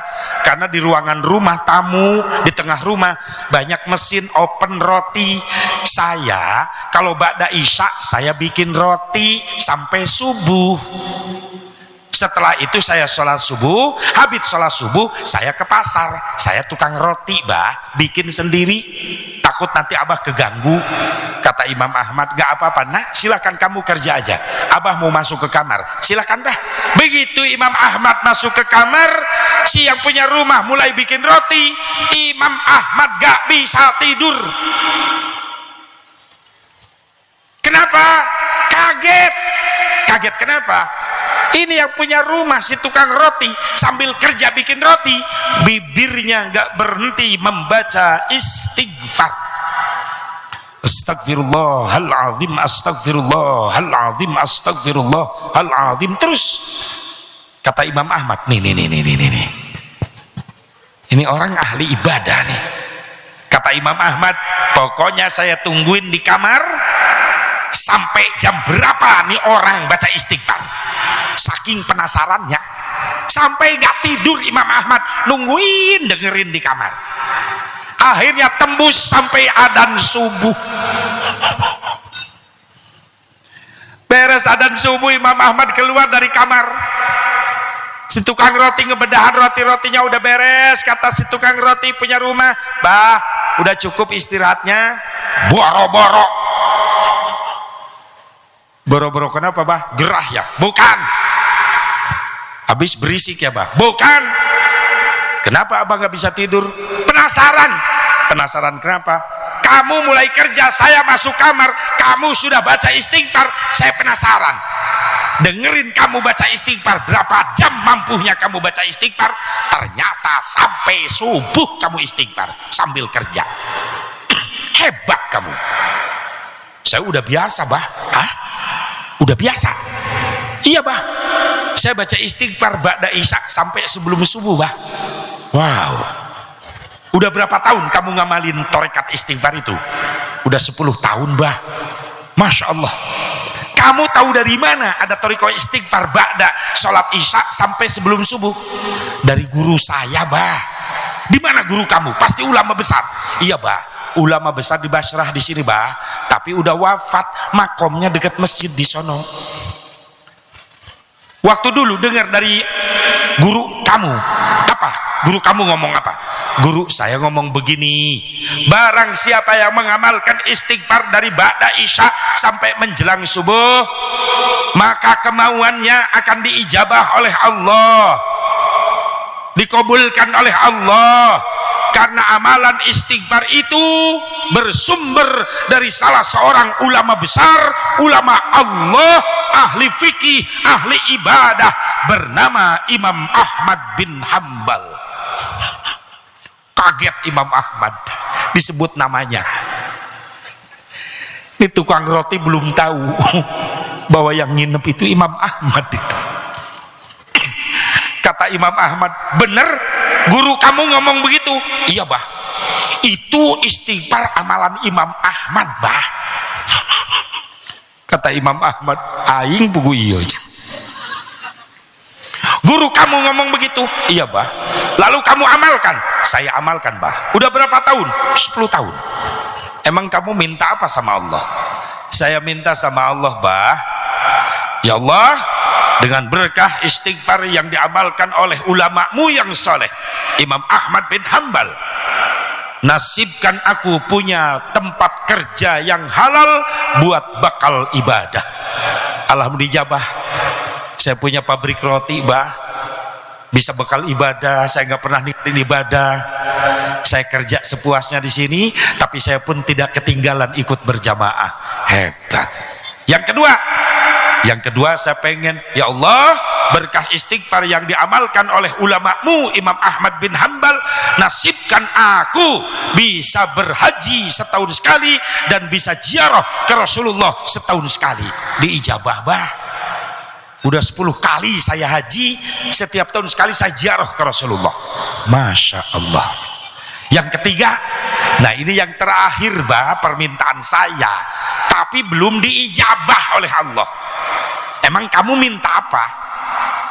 Kata itu tukang roti, saya minta sama Allah, ya Allah ya Rabbi, dengan barokah istighfar yang Imam Ahmad amalkan, izinkan ya Allah seumur hidup saya bisa memeluk dan memandang wajah ulamamu bernama Imam Ahmad bin Hambal, karena kami sadar kami orang bodoh, kami orang berdosa, pasti di akhirat kami tidak bertemu dengan ulamamu yang mulia. Pertemukan aku di dunia ya Allah, aku takut di akhirat gak ketemu. Nangis Imam Ahmad, netesin air mata. Kata Imam Ahmad, benar cita-cita kamu yang ketiga itu? Iya, Bah. Saya pengen ketemu sama ulama Allah bernama Imam Ahmad. Dia ulama besar, muridnya Imam Syafi'i. Kalau di akhirat pasti saya nggak ketemu. Kenapa? Karena saya banyak dosa, saya orang bodoh, ibadah saya saja belum khusyuk, pasti jauh dengan kualitas ibadah Imam Ahmad. Kalau di akhirat nggak ketemu, selama hidup di dunia saya minta sama Allah, ya Allah, saya ingin ketemu, saya ingin memeluknya. Nangis Imam Ahmad. Kata Imam Ahmad, nah, doamu sudah diijabah semuanya. Belum, Bah, baru 2 pabrik roti sama ke Mekah. Ini yang satu lagi belum, saya belum pernah ketemu. Saya pengen ketemu dengan Imam Ahmad. Udah ketemu kamu? Di mana, Bah? Di rumahmu. Kapan? Malam ini. Abah siapa? Saya, Imam Ahmad bin Hambal. Teriak itu yang punya rumah, memeluk erat badan Imam Ahmad, nangis. Imam Ahmad pun nangis. Kata Imam Ahmad bin Hambal, aku nggak punya saudara di Basrah. Jauh-jauh aku berangkat dari Baghdad ke Basrah. Ternyata yang mengundang aku datang ke Basrah adalah istighfar yang kau amalkan. Itu yang mengundang aku datang. semampunya kita baca. Gak ketemu di dunia, nanti ketemu di mahsyar. Kita bisa memandang ulama Allah yang mulia, bertemu Imam Ahmad, bertemu gurunya Imam Syafi'i, bertemu gurunya Imam Malik bin Anas, bertemu Imam Hanafi. Pandangan terindah kita nanti tertuju ke wajah Nabi Muhammad sallallahu alaihi wa alihi wasallam, dan kita bisa bertemu dengan Allah. Amin ya Allah ya Rabbal. Man akramal ulama faqad akramani, wa man akramani faqad akramallah, wa man akramallah dakhalal jannah. Itulah janji Rasulullah. Kalau kalian memuliakan ulama berarti memuliakan aku, kalian memuliakan aku berarti memuliakan Allah. Kalau kalian memuliakan Allah, Allah sudah siapkan bakul terindah, kursi terindah di dalam surganya Allah. Amin ya Allah ya Rabbal. Itu saja yang dapat saya sampaikan. Saya udah kecapean Pak, udah benar-benar repot badan saya, tapi doain aja mudah-mudahan diberikan kekuatan oleh Allah.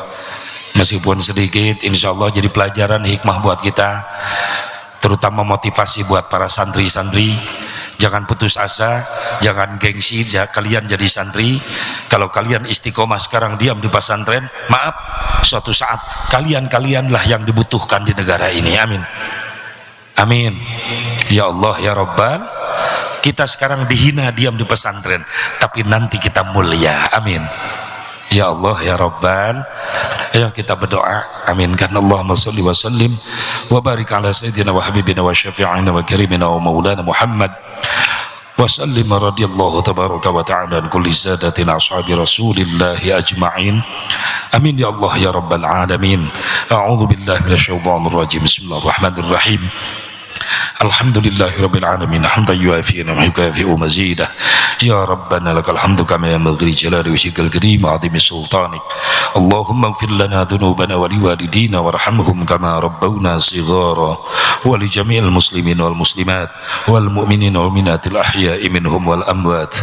Allahumma barik lana fi Rajab wa Sya'ban wa ballighna Ramadan wa hassil maqasidana ya Allah. Allahumma Rabbana ya Allah hab lana min azwajina wa dhurriyyatina qurrata a'yunin waj'alna lil muttaqina imama.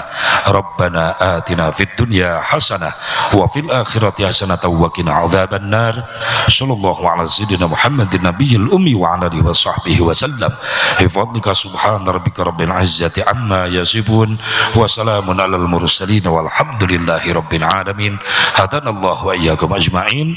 Wallahu al-muwaffiq ila aqwamit thariq. Assalamualaikum warahmatullahi wabarakatuh.